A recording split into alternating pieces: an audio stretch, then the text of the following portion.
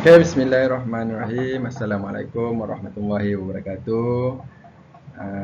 Seterusnya, saya ingin membentangkan tugasan individu GGGC 6233 Perancangan Pendidikan.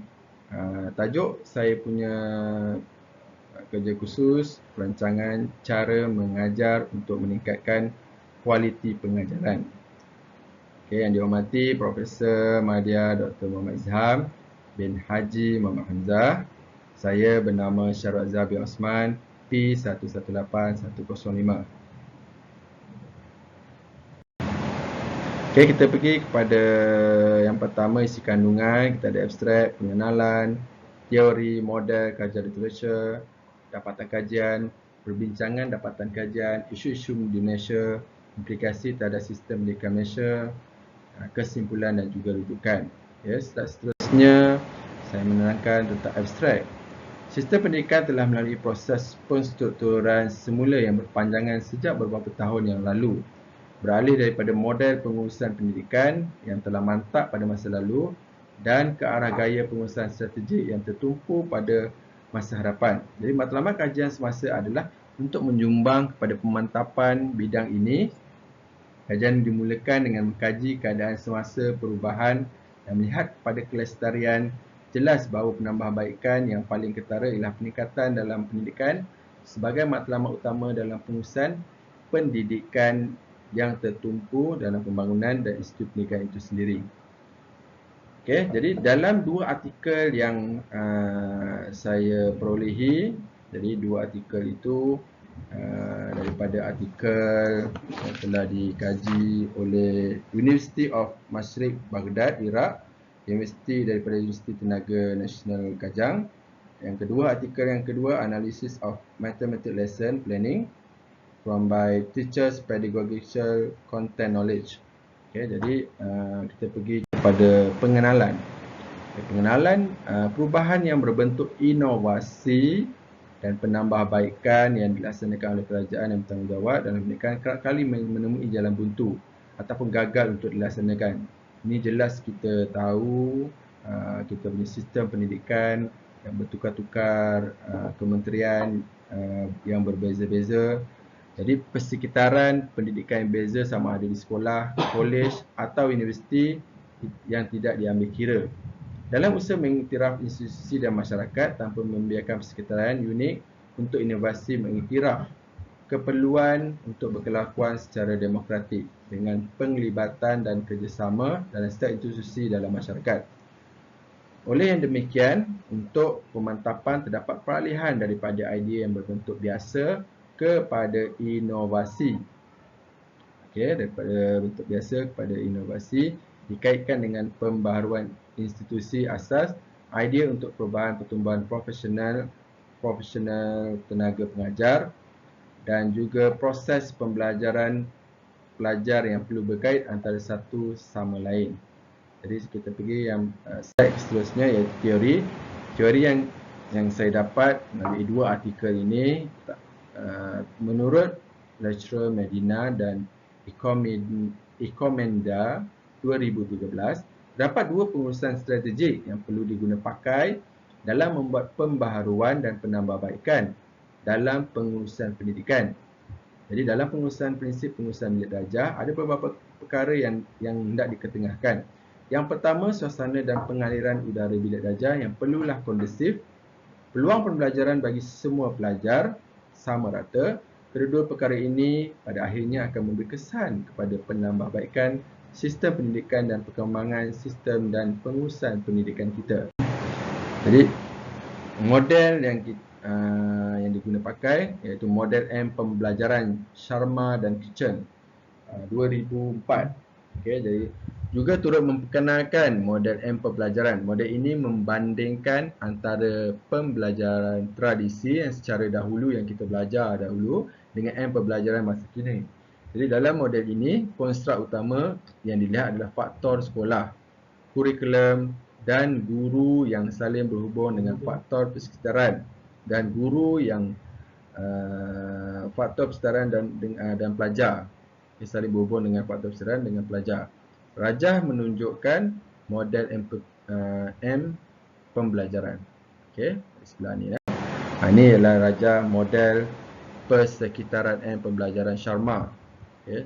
Sharma dan Kitchen tahun 2004, diadaptasi dari Sharma SK Kitchen FL 2004.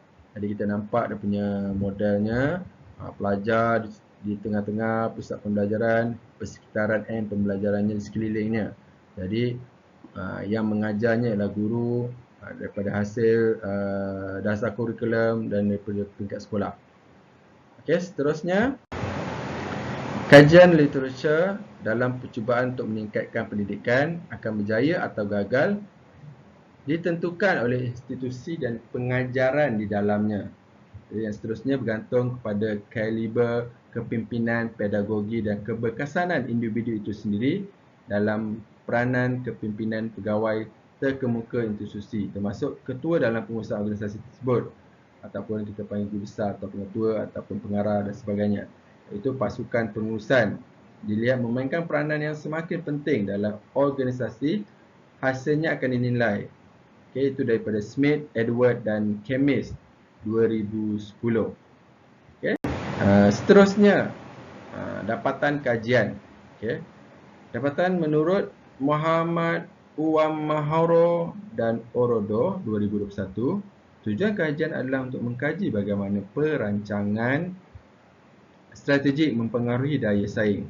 Daya penggerak utama di sebalik penyelidikan ini adalah satu set kebimbangan baru yang dihadapi oleh pentadbir universiti. Yang kedua, guru yang sangat berpengetahuan tentang bahan yang mereka ajar dan dapat menyampaikannya dengan jelas kepada pelajar dikatakan sebagai guru yang berkesan. Ini boleh dilakukan sekiranya pendidik matematik ini dapat menghubungkan banyak bidang ilmu yang mereka ceburi. Jadi ini daripada dapatan kajian 2 artikel yang saya bacalah. Okey, seterusnya kita pergi dapatan yang selain itu. Kajian ini menunjukkan bahawa kompetensi PCK yang digunakan oleh guru matematik, artikel yang kedua itu tadi, untuk menstruktur rancangan pengajaran dan pengajaran berkesan masih dalam peringkat pembangunan untuk mewujudkan persekitaran di mana kanak-kanak boleh mengembangkan kecekapan matematik. Guru mesti meningkatkan kapasiti mereka untuk membina aktiviti pembelajaran dalaman. Jadi kebetulan saya pun guru matematik, jadi sesuai dengan artikel yang saya dapat ini. Seterusnya dapatan yang keempat yang terakhir, kekurangan hubungan pelajar-pelajar semasa pelbagai langkah menunjukkan bahawa guru masih menggunakan cara pengajaran berasaskan kandungan ataupun kita panggil tradisional dan bukannya pendekatan berasaskan kompetensi yang telah kita tetapkan oleh kurikulum.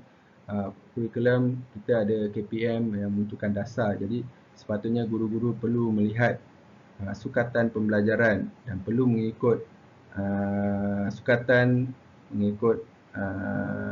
perancangan yang telah dibuat, SKT perancangan tahunan kurikulum. Jadi kebanyakan guru masih menggunakan cara pengajaran yang lama berasaskan kandungan semata-mata. Jadi saya sertakan sikit dapatan kajian data-data yang saya perolehi daripada artikel-artikel yang ada ni, iaitu tentang percentage average of lesson plan indicating section occurred in the review document interview. Ini contoh dapatan yang diperolehi. Dia menunjukkan graf-graf dari segi dokumentasi dan juga secara interview. Ini contoh yang dapatan yang kita dapat. Seterusnya kita pergi ke slide yang seterusnya, perbincangan dapatan kajian. Hasil daripada dapatan kajian itu tadi, peruntukan dan penggunaan sumber fizikal yang berkesan membawa kepada peningkatan sekolah dan pendidikan yang berkesan.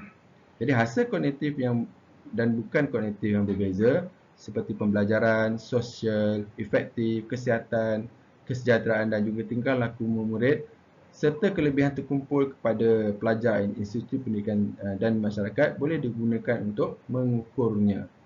Jadi di semua peringkat grade kerja khusus pedagogi nampaknya membantu guru menjadi lebih berkesan, utamanya apabila digabungkan dengan kepakaran subjek.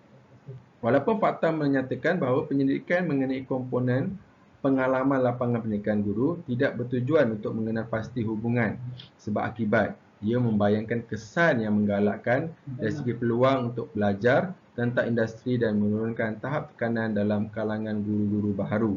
Jadi kita tak nak menggembar-gemburkan guru-guru baru bahawa sistem pendidikan semakin sukar. Jadi kita perlu membayangkan kesan ini supaya dapat memberi galakan serta peluang kepada guru-guru baharu. Dan perbincangan terdapat jurang kajian yang ketara yang masih perlu disiasat kerana majoriti kajian tidak cuba menangkap interaksi antara pelbagai ciri kualiti guru. Selain itu, kajian ini tidak sepenuhnya menangani bukti tentang kewujudan guru-guru ini di peringkat sekolah rendah dan sekolah menengah. Okey, dalam topik dalam topik apa tadi saya tak nampak tu. Sekejap ya. Dalam topik mata pelajaran matematik atau dengan kumpulan pelajar lain. Okey. Jadi seterusnya kita pergi ke isu-isu di Malaysia berkaitan dengan perancangan ini. Jadi pendidikan tinggi mampu merancang, memperuntukkan, menyelaras dan memantau pelaburan pengeluar pengajian sumbernya agar pengurusan strategik menjadi lebih berkesan. Jadi walau bagaimanapun pendidikan tinggi berkembang ke arah matlamat yang diingini. Jadi objektif menyeluruh pengurusan strategik ini adalah meningkatkan prestasi organisasi.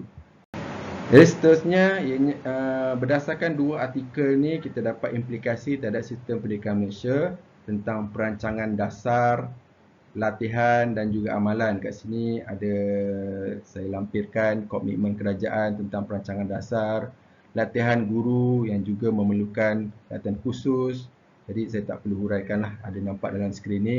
Amalan perancangan tindakan yang merupakan teknik untuk menggariskan beberapa objektif. Jadi ini adalah 3 implikasi sistem pendidikan di Malaysia.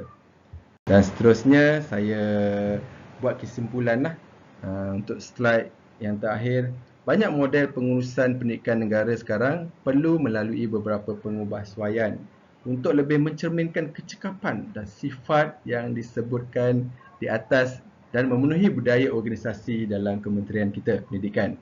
Untuk memajukan agenda inovasi dalam pendidikan, model pengurusan baru diperlukan berdasarkan keupayaan buat keputusan yang kukuh, kepimpinan yang bukan sahaja tertumpu kepada seorang pemimpin tetapi dikongsi oleh seluruh organisasi secara kerja berpasukan dan perancangan yang strategik. Sekiranya perubahan ini dapat dilaksanakan, insya-Allah ia akan membolehkan peningkatan jangka sederhana dalam kualiti pendidikan dan akan membawa pelbagai perubahan untuk mematuhi satu sama lain dari segi kecekapan dan kualiti.